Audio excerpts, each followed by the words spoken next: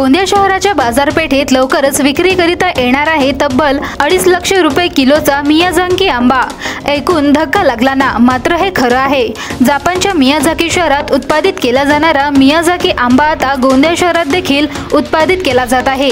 गोंदियातील प्रगतिशील शेतकरी भालचंद्र ठाकूर यांनी जपान देशात उत्पादित करण्यात येणाऱ्या मियाझाकी आंब्याची आपल्या शेतात 3 वर्ष आधी लागवड केली होती। या वर्षी प्रथमच मियाझाकी आंब्याचे उत्पादन त्यांच्या हाती आले। विदर्भात देखील शेतकऱ्यांनी आंबा लागवड करून आर्थिक प्रगती साधावी म्हणून त्यांनी आपल्या शेतात आंबा कार्यशाळेचे आयोजन केले आहे।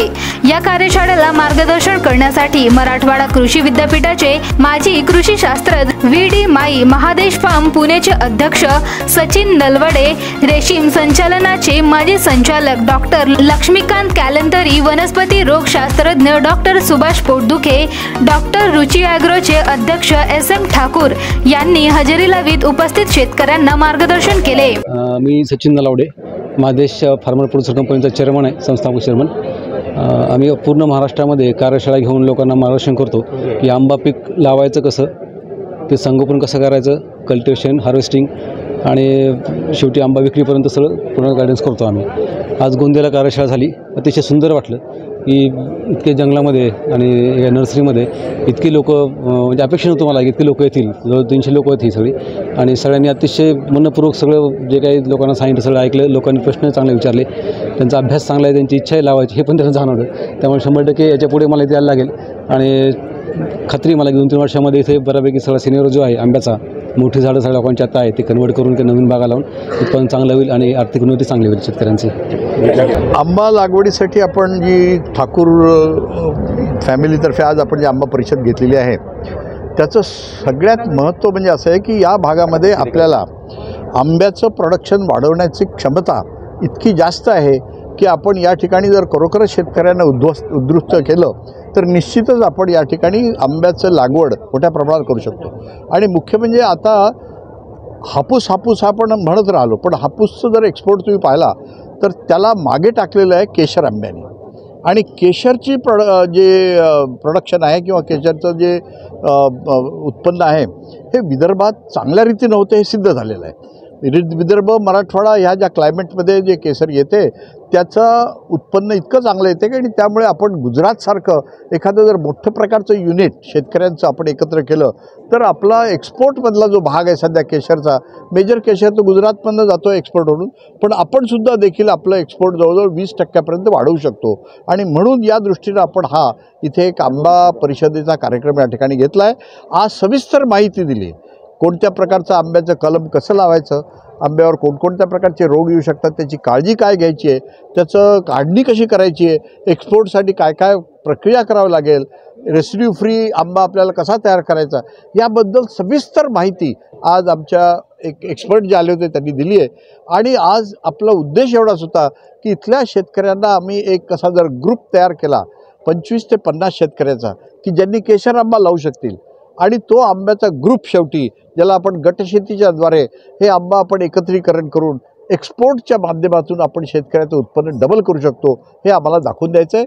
हे आपण करून दाखवलेलं आहे, मराठवाड्यामध्ये झालेलं आहे, तसंच इथे करू शकतो, हा आमचा त्यातला मागचा उद्देश होता।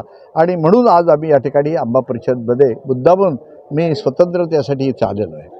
तर रुची ॲग्रोचे संचालक भालचंद्र ठाकूर यांनी आपल्या शेतात अनेक विदेशी प्रजातींच्या आंब्यांची लागवड केली आहे। फळ उत्पादनात देखील सुरू झाले आहे। यात कॅन्ट आंबा, लिली आंबा, ऑस्टिन आंबा, मियाझाकी आंबा, नूरजहान आंबा यांसारखे विदेशी, तर लंगडा, केशर, आम्रपाली, नीलम, मल्लिका, हापूस यांसारख्या भारतीय प्रजातींच्या आंब्यांची लागवड सोबतच केळी, पपिता, पांढरी जांभूळ, करवंद, चिकू आदी फळांची लागवड करून उत्पादन घेत विक्री करीत आहेत। मात्र ज्या पद्धतीने कोकणातल्या हापूस आंब्याला बाजारात मागणी आहे, त्याच प्रमाणात केशर आंब्याला देखील मोठी मागणी असून जास्तीत जास्त शेतकऱ्यांनी केशर आंब्याचे उत्पादन घेत आपली आर्थिक उन्नती साधावी, असा सल्ला देखील भालचंद्र ठाकूर यांनी दिला आहे। त्यामागचा उद्देश असा आहे, आपल्या जिल्ह्यामध्ये फक्त धानाची शेती होते मोठ्या प्रमाणात, आणि रब्बीमध्ये सुद्धा धान जवळपास 30% रब्बीमध्ये क्षेत्रसुद्धा धानाचं होतं.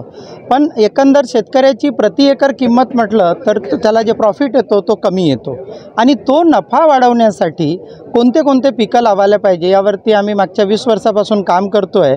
पण नंतर कळलं की आपल्या क्षेत्रामध्ये आंब्याची जर लागवड केली आणि त्यातूनही केसर आंब्याची जर लागवड केली तर शेतकऱ्याला हमखास मोठ्या प्रमाणात नफा मिळेल. कारण की आपले जे क्लायमेटिक झोन आहे, आपलं जे जलवायू इथली जी आहे ती केसर आंब्यासाठी उपयुक्त आहे आणि केसर आंब्याचा निर्यात देशातून 54% वर होतो आहे.